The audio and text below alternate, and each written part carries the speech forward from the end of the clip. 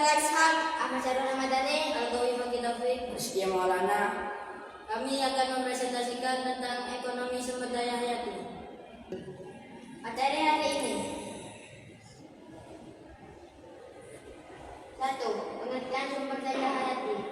2. Jenis-jenis sumber daya hayati. 3. Potensi sumber daya hayati di Indonesia. 4. Peran sumber daya hayati dalam ekonomi. 5. Peluang bisnis dari sumber daya hayati. 6. Masa depan ekonomi sumber daya hayati. Pengertian sumber daya hayati.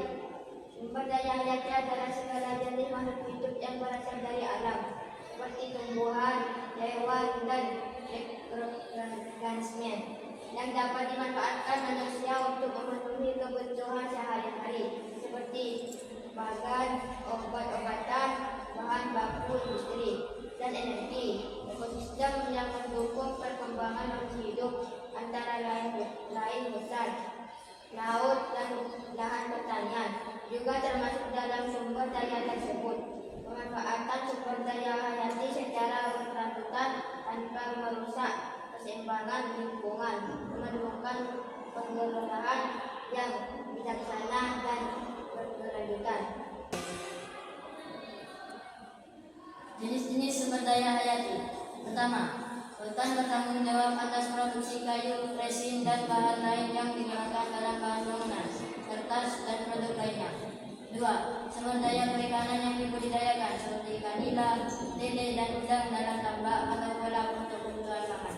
3. Tumbuhan yang hanya tumbuh di wilayah tertentu seperti sagu, pisang, dan ubi yang menjadi sumber makanan utama di berbagai daerah.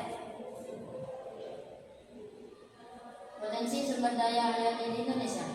Kekayaan alam Indonesia yang meliputi hutan tropis, lautan luas, serta keanekaragaman flora dan fauna yang tinggi menjadikannya lokasi yang sangat baik untuk potensi sumber daya hayati. Indonesia memiliki salah satu hutan terluas di dunia yang menghasilkan kayu, karet, dan hasil hutan lainnya. Sumber daya laut Indonesia yang meliputi ikan, terumbu karang, dan biota laut menjadikan negara ini salah satu produsen hasil laut terpenting di sektor perikanan. Peran sumber daya hayati dalam ekonomi. 1. Sumber daya baku industri. Sumber daya hayati seperti tanaman pangan dan hewan ternak menyediakan bahan pangan utama yang menopang kebutuhan gizi masyarakat. 2. Penciptaan lapangan kerja.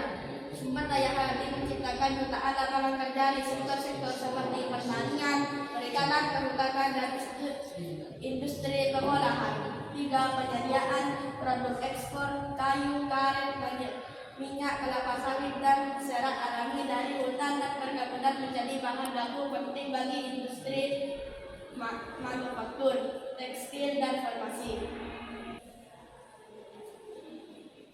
Peluang bisnis dari sumber daya hayati. 1.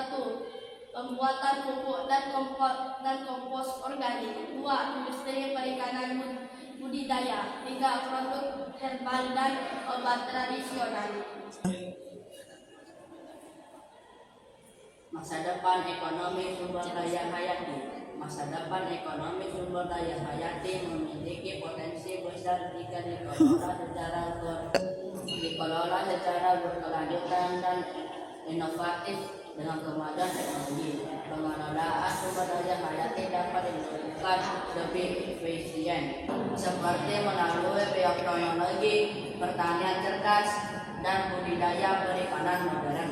Selain itu, meningkatnya permintaan terhadap produk-produk organik, ramah lingkungan, dan berkelanjutan membuka peluang bisnis baru di berbagai sektor, mulai dari pangan hingga energi terbarukan.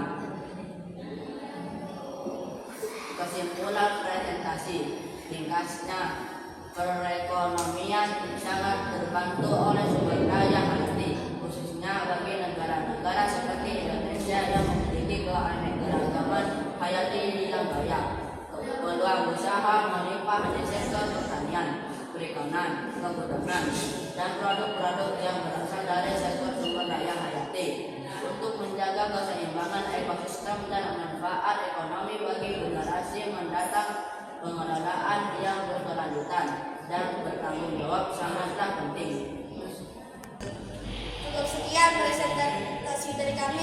dan lebihnya kami